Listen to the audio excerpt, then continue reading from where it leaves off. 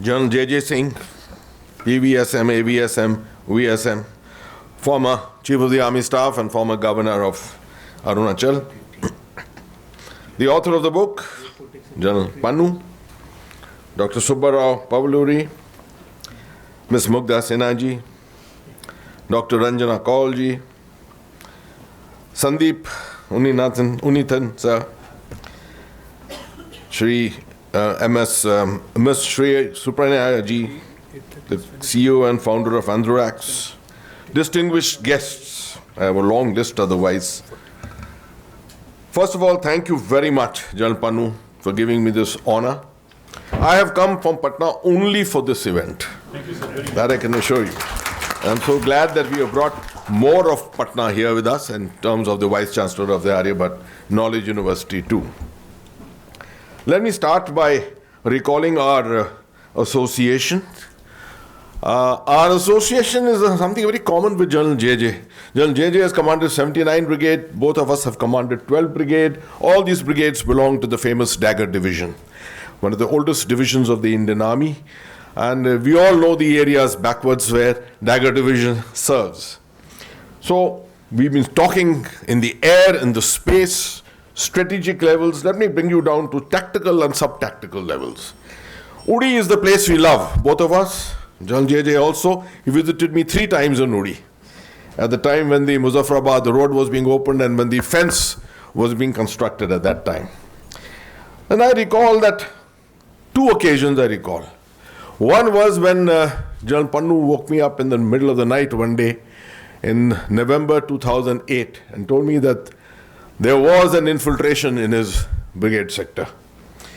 And I told him there's no way that the terrorists should get away.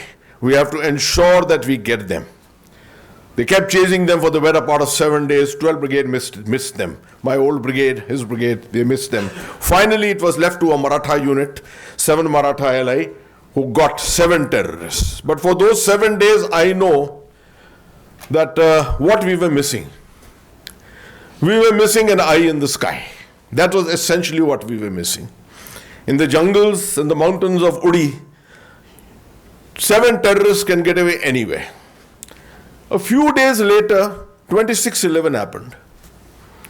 And after 26/11, the Pakistan Army mobilized. And we had the famous Pakistan 19 Infantry Division opposite us. General Pannu, for the saying of it, could not have ever made out where this 19 Div was. Pakistan 19 Div. Which part of the Jhelum Valley were they located? Whether they were in Bagh or whether they were in Dumail or they were in Chakoti or where, no one had any idea at all. We were doing wild guesses every day. Wargaming of the Indian Army all the time going on. Yahan ho sakta hai, yahan ho sakta hai, yahan ho sakta hai, yahan ho sakta hai. That's the second time I missed an eye in the sky. Because if you have an eye in the sky, all this cannot be missed. General JJ very clearly brought it out for us that all those photographs, the air photographs that we had with us at that time, if they were correctly interpreted, here you didn't even need to do much interpretation if you had an eye in the sky with you. Any number of occasions that we have had this kind of a situation, but now we are fortunate that even at the tactical level things are changing. And hopefully this will continue as we go along. Drones have come in now, providing a greater look at the tactical picture. A drone gives you a window. A satellite gives you a canvas to look at. And of course, satellites reveal the operational picture to a far, far greater extent. We have got the former GOC of 14 Corps sitting here. Who better than him, who's looking at a wide front at different times in his career, which he has looked at. So for a formation commander, this entire technology, satellite space technology, is something which is just fascinating. It is confidence in his decision making, which is receiving a huge impetus. The term which we have all used in our careers and our lifetimes, the fog of war, that is the thing which is getting diluted with space. It is created not only by terrain and distance, but by deception, speed, information overload, and electronic warfare. All the confusion which is caused. General Pannu's answer to fog of war is not simply more satellites, as I can make out from his book, but a fused picture It emerges from multiple sources, which are GIS, GeoInt, ISR, AI, all of them becoming a part of space technology. Today, commanders must move beyond asking, what does the satellite show? What does the complete picture tell me, and what is likely to happen next? This is the problem that we have always been facing. The problem is trying to understand what is opposite us, how is it deployed, what are they likely to do. Now with this technology, this is something that hopefully we can see it going into the past. The shift that we are really making is in terminologies very correctly used by Gen Pannu, from information superiority, which we can always develop, to what is called decision superiority. Now that you have so many more reinforcing inputs with you, your decisions can be made that much faster. If General JJ had better space technology with him, he needn't have used his knowledge to actually look at those photographs even. As long as there was a sign there and he had reinforcing inputs coming in, he could have taken his decisions that much faster. So chapter 15 of this book, which is what I read very avidly, makes a very important point. Space warfare is not simply a contest between satellites or weapons and satellites. It is a contest of decision cycles, resilience, information superiority, and network effectiveness. All this comes together. Only when all this has come together can you say that you have achieved the greater superiority. Space is not only about war. This is where I take General Pannu's arguments a little beyond the conventional military discussion, because as I said, I'm one of those fewer people who has experience in the disaster domain. Now, the same technology which you are using for military purposes and which watches over the battlefield can watch over the entire Himalayas. That's where most of your dangers and most of your disasters come from. For example, I can take you back from my experience. 7th of February 2021. Most people were still looking at COVID at that time, so you will probably not recall it. 200 people died inside the tunnels of the Tapowad project in Chamoli, when a huge cascade of water came down. No one knew where this water has come from. It was blue sky, no wind, no clouds anywhere at all, and out of the blue, a mountain of water 40 feet high suddenly emerged there.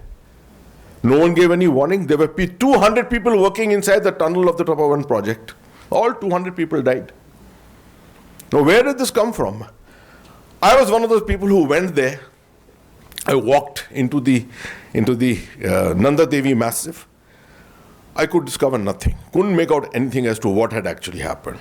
Finally, the NRSC, the National Remote Sensing Center at Hyderabad, who was working on it, got in touch with a laboratory in San Francisco. And between the two of them, they finally homed on to one spot near the Nanda Devi, from where a massive chunk of ice had got scabbed off. And 6 football fields, the size of 6 football fields, and it had come cascading down. The effect of that cascading ice block was that on 3 kilometers of either side, all the trees broke. All the snow melted, ice blocks came, bits and pieces of rocks, and all became into what is called a debris flow. And on a nice blue, and under a blue sky, all this came down. It's only satellites, it's only space technology which finally homed on to this. It happened again. It happened on the 3rd, 4th of October 2023. It happened in Sikkim. It happened once again after that in 2025. It happened in Dharali, in Uttarakhand, and it's going to keep happening more often and on as we go along. So this is one area which, besides military side, and of course, who says it doesn't affect the army? The Dharali disaster hugely affected the army camp. Unit 14 Rajarif, which was deeply involved in this entire thing. How do you know that? One of the questions which was put to me after all these disasters was, is there a chance that an adversary is actually triggering these off? Very interesting question. There's nothing in space so far which tells us that we have found any evidence of that. But the possibility of the use, we go back to the 1980s when we used to speak about space wars, anti-satellite weapons at that time, and we used to talk about lasers, right? The lasers drilling holes into missiles which are being fired at that particular time. Is it possible that such laser technology has now emerged to that level where it can actually bring about a scab of ice from a mountaintop? Well, no one knows. So space technology is fascinating. It can, from here it can take us to any extent. So I thought I must explain, because these are some of the things which are normally not known otherwise. But the ultimate test on Earth, I regard Taramandal Sangram as more than a book about space warfare, as I said. It's about the changing nature of national power. If we combine all the different domains who are existing inside this room, we are primarily looking at military aspects. But when we look at the non-military aspects and bring them all together and converge them, we realize the real power of this domain, space domain, is actually in the domain of national power.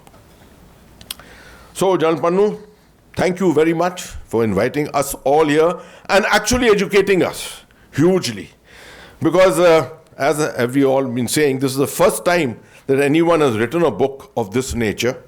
They've gone into, I used to wonder what you were doing all these years. Because I was in touch with him and he would keep talking to me, sending me things here and there, and I was wondering, is he joking or what is he actually doing? Now I realize the seriousness of his effort.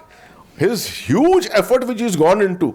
He came to Patna. He was the first military visitor to Patna after I took over as governor. And I asked him, where are you going? He says, Aryabhatta Knowledge University. Oh, what the hell? What have you got to do with Aryabhatta Knowledge University? And then slowly this thing started getting revealed. And I realized this is marvelous. Armed forces officers can enter into any domain, especially post-retirement. Right? You can enter into any domain you want. You can see I am a disaster manager more than anything else. Today, I don't even count myself as a soldier. I'm more a disaster manager today. He is in space, you know. Today he's come specially for book launch. But hopefully we'll see many books coming out from you. This is a wonderful effort, a wonderful product which you have brought. We are very grateful that we've all got together here. And all we can do is finally to part by complimenting you. I'm praying for many more books coming out from your stable. Thank you.